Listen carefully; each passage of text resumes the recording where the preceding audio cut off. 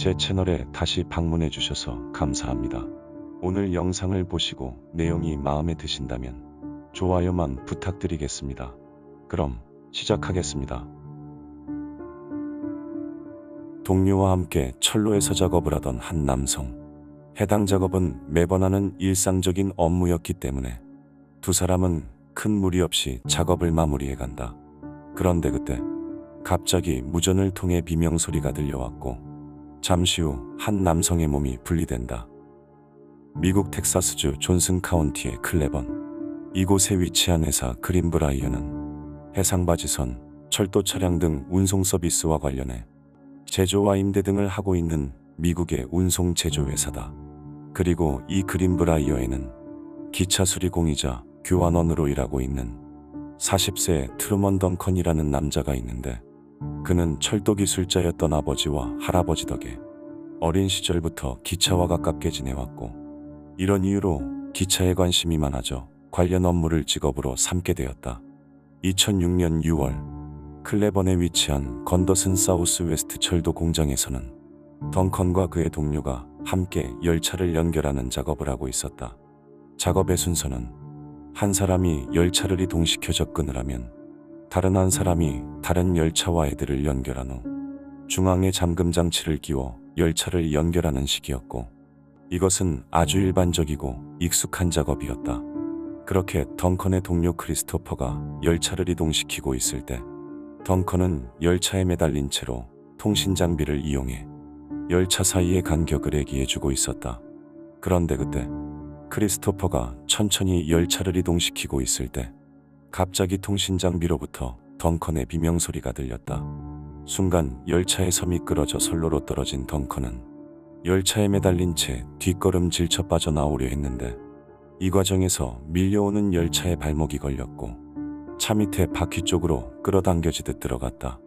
결국 약 9톤 무게의 열차가 그의 오른쪽 다리와 왼쪽 골반 쪽을 가로지른 채 약 20m를 계속 끌고 갔는데 사고 직후 덩컨은 말로 표현하기 힘든 고통을 느꼈지만 그로부터 얼마의 시간이 흐른 뒤 신경이 끊어져서인지 더 이상 통증이 느껴지지 않았다. 하지만 놀랍게도 여전히 의식이 있던 덩컨은 자신의 몸이 분리가 됐음을 인지하였고 이곳에 가만히 누워있다가는 진짜 죽을 수 있다는 생각에 허리춤에 차고 있던 자신의 핸드폰을 꺼내 911에 전화를 건다. 통화 녹음 내용을 보면 당시 덩컨은 가쁜 숨을 몰아쉬고 있었지만 굉장히 침착한 목소리로 나는 2개로 잘린 것 같다. 쇼크가 와서 곧 기절할 테니 빨리 와달라라고 정확히 자신의 상태를 얘기한다. 그리고 덩컨이 구조대에 신고하고 얼마 지나지 않아 동료 크리스토퍼가 그를 찾아 달려왔는데 크리스토퍼는 덩컨이 911에 이미 신고한 것을 모른 채 한 번 더 911에 전화를 해 신고하였고 이로 인해 구조대는 사고 상황을 정확히 인지한다. 이후 덩컨은 그의 도움으로 가족들에게도 전화를 걸었고 마지막일 수 있다는 생각에 자신의 아들과 마지막 인사를 나눈다. 전화를 끊은 덩컨은 점점 의식을 잃어감을 느꼈는데 이때 그는 어떻게든 살아서 가족과 함께 해야겠다는 생각에 기차를 붙잡고 몸을 일으키려는 시도를 하며 버틴다. 이후 현장에 도착한 구조대들은 넓은 철로를 뒤지며 덩컨을 찾았는데 그들은 애초에 신고를 받고 출동할 당시 여느 사고처럼 사고자가 이미 운명했을 것이라고 판단한 채 출동하였지만 그들이 덩컨을 찾았을 때 놀랍게도 그는 여전히 살아있었다. 하지만 덩컨의 상태는 생각보다 심각했는데 왼쪽 다리는 엉덩이 부분에서 그리고 오른쪽 다리는 무릎 아래로 소실된 상태로 하나의 근육으로만 연결된 채 남아있었고 여전히 열차 아래에 위치해 있었기 때문에 열차를 들어 올리거나 그의 신체를 완전히 나누거나 선택을 해야 했다. 결국 여러 시도 끝에 열차를 살짝 들어 올릴 수 있는 일종의 대형 에어백을 이용해 열차를 5cm가량 들어 올릴 수 있었는데 다행히 이 작은 틈새로 덩컨을 빼낼 수 있었지만 이때는 이미 사고가 발생한 지 1시간이 다 된 시점이었다.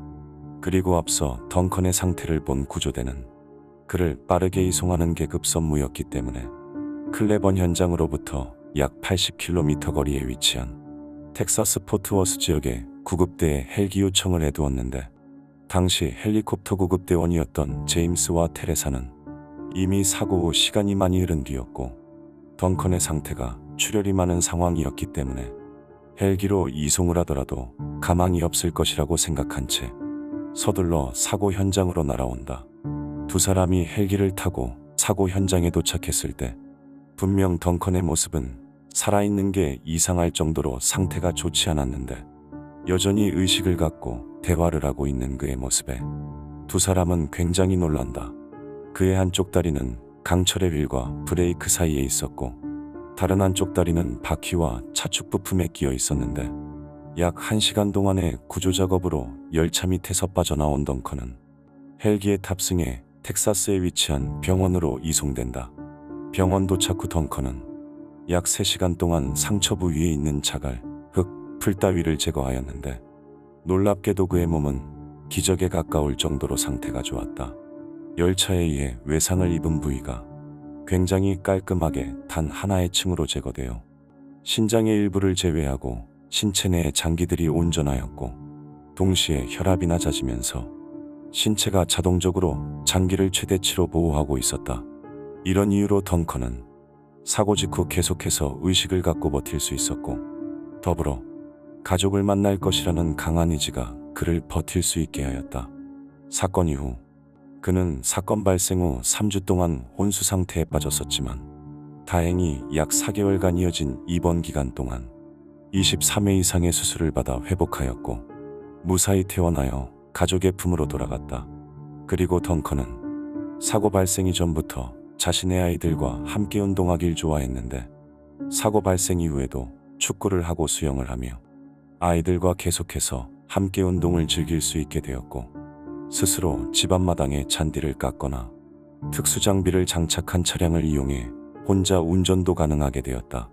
한편 덩컨은 자신의 보험회사로부터 휠체어를 개조하는 비용 등을 지원받았고 퇴원 후 자신이 일했던 철도회사에 사무직으로 복직해 제2의 인생을 살아가고 있다.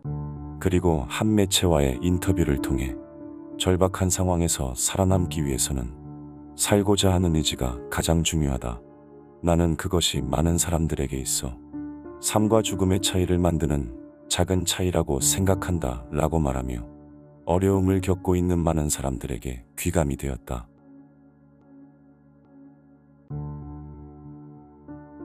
영상을 끝까지 봐주셔서 감사합니다. 영상에 대한 의견이나 보고 싶은 영상이 있으시다면 댓글로 남겨주시면 감사하겠습니다. 감사합니다.